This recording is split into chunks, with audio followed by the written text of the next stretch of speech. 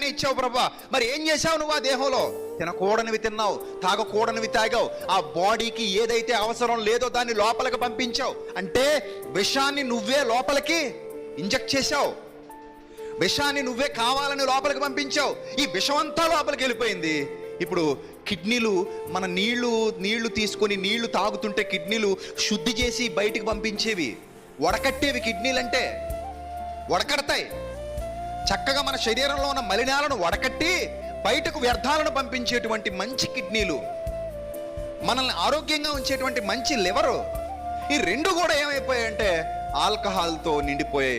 ఆ ఆల్కహాల్ అంతా దానికి పట్టేసింది, ఆ ఆల్కహాల్ దాని పనితీరుని మార్చేసింది. మత్తు కోసం తీసుకున్నావు, మత్తు కోసం అడ్డదారులు తొక్కావు, తాగుడుకు వ్యసనానికి బానిస అయిపోయావు, రోజు తాగడం మొదలు పెట్టావు. ఆ విషం రోజు రోజుకి నీలో పేరుకుపోయి చివరికి నీ కిడ్నీలను పాడు చేసేసింది.